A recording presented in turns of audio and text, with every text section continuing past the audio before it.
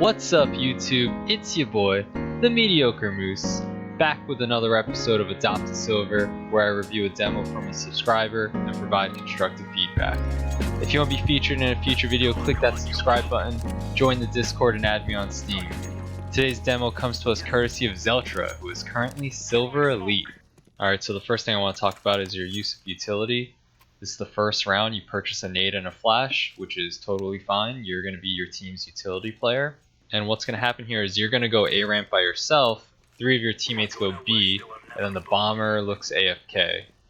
Alright, so what you end up doing here is you throw a flash over the A ramp wall, and then you don't really use it, right? The whole point of throwing flashes is to push out with it. And if you are going to be your team's utility player, notice that 3 of your teammates went to B. You're the one who has the utility. You should be rolling with your team instead of going over to A ramp. If you're going to use flashes, you want to make sure you're using them at the right times, and you want to make sure that you're pushing with them.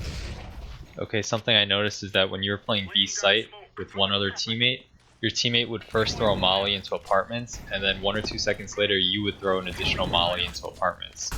In my opinion, that's unnecessary, and it's just a waste of a molly, because the T's are unlikely to push through that single molly. You're better off holding on to that molly for when they do actually push you. And between you and your teammate, each of you having a molly and each of you having a smoke, if you stagger your utility usage, you can hold off B apartments for a really long time. Alright, so I want to talk about the way you played a couple of 2v1 bomb plants where you were terrorists. You had the bomb planted, there was 2 terrorists live, 1 CT, and your job is to defend the bomb.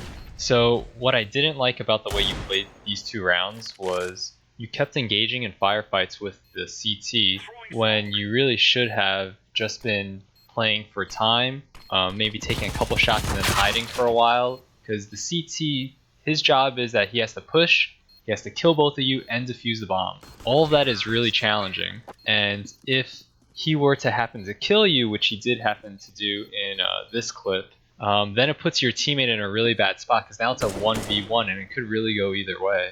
So if it's a 2v1 and the bomb's planted, you want to play conservatively, you want to waste time, take a couple shots, but do not engage in a full firefight with the enemy.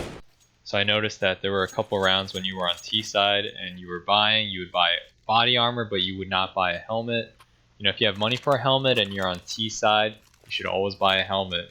I talked about this in one of my previous videos. The M4 is not a one-hit kill to the head if you're wearing a helmet. So on T side, you always want to buy a helmet.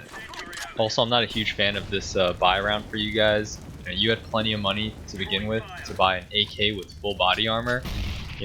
Always prioritize a rifle over an SMG, unless you're doing like an eco round or maybe a second round buy.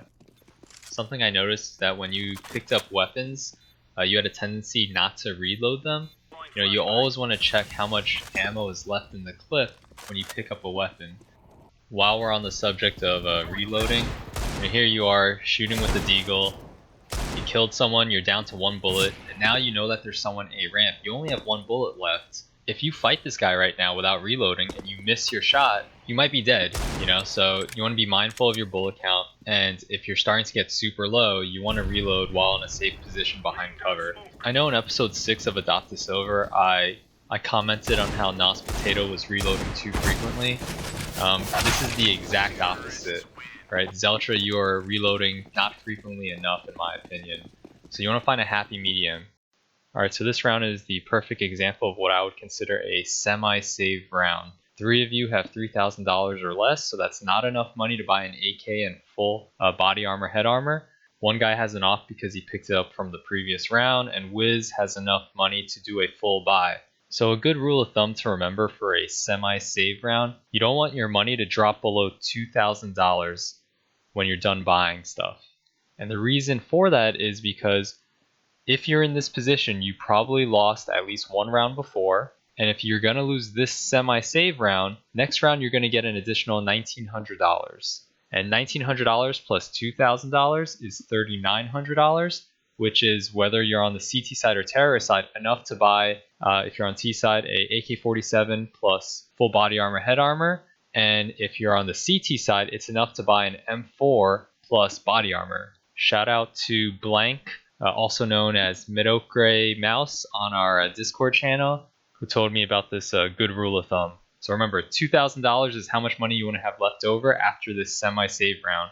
So in Zeltra's case, I probably would have bought a CZ75, a Smoke, as well as a Flashbang. In CSGO Empire's case, I would have just bought a P250, and if I was Ghost, I probably would have bought a CZ75 plus a Flash.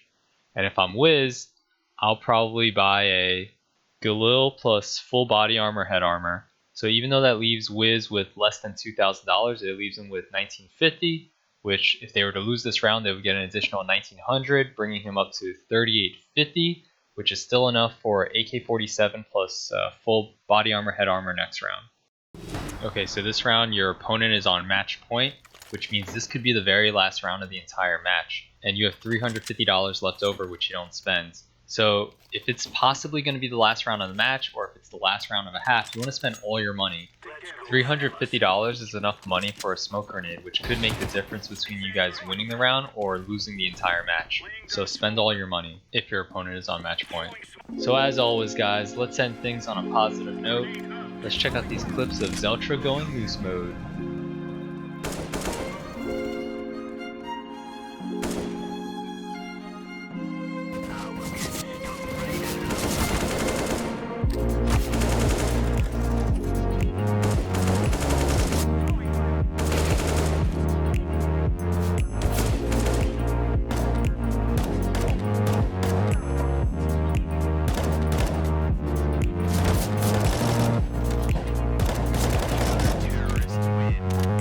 Hope you all enjoyed the video.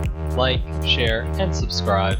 Comment below if you want to provide additional analysis of this demo. The more feedback we can give our silvers, the faster they can grow. Until next time, get out there and stay average.